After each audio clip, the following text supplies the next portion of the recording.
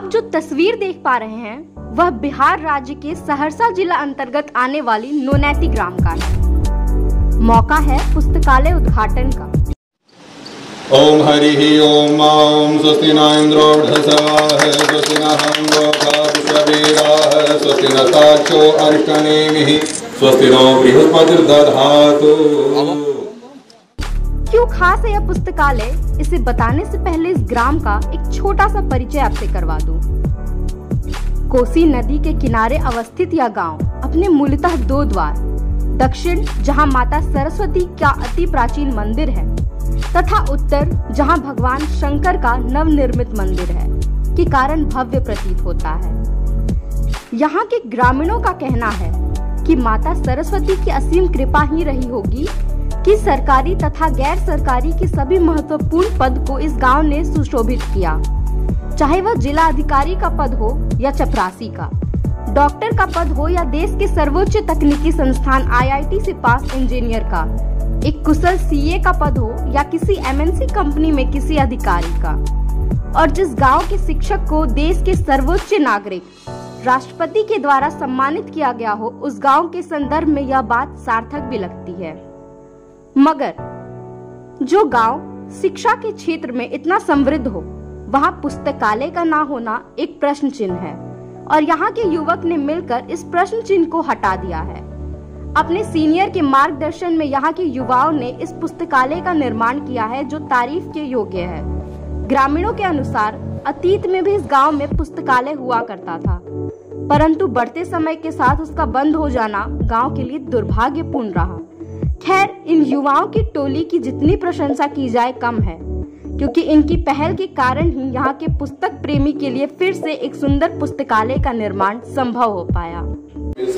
देवा शांति ब्रह्म शांति सर्वगुण शांति शांतिरेव शांति सामा शांतिरेधिजतो यतः शमीयसे ततो नो अभयं कुरु सन्नः कुरु प्रजाभ्यो भयं नः वसुभ्यः विश्वानि देव सवितुर्दुरितानि वरसुभ जद्भद्रं तन्न आसुभ। हरि ओम ओम शांति शांति सकलारे शांति भवतु अयमारंभ शुभाय भवतु। पुस्तकालय ही प्रकाश है, पुस्तक ही प्रकाश है। PhD MA करने से विद्वान नहीं होता है, पुस्तकालय की सेवन करने से विद्वता आती है।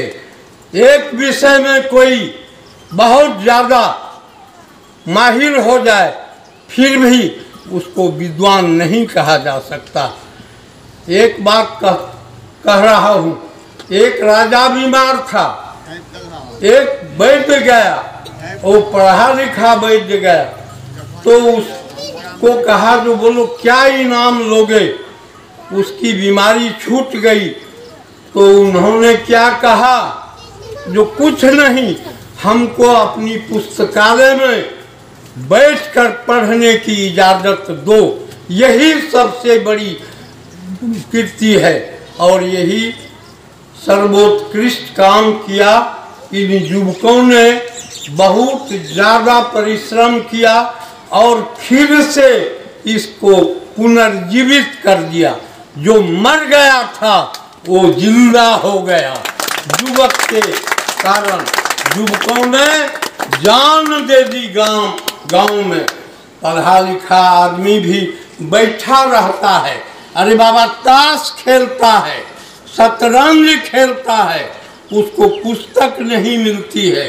यदि वह कुछ पुस्तक पढ़ता रहे तो जीवन स्वयं बदल जाएगा।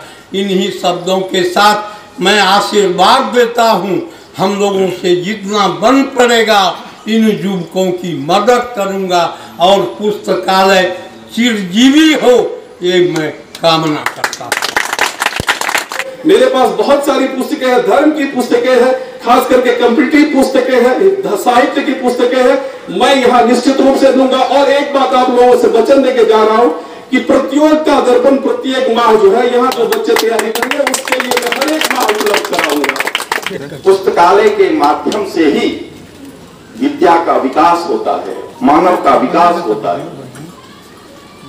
विद्या ददाति विनयम, विद्या से ही विनय प्राप्त होती है। मां सरस्वती की पृष्ठभूमि, मां सरस्वती की पृष्ठभूमि, कोसी की अनुपम धारा, सरिता तट पर बसा गांव जो हंसे डोम में दो तारा।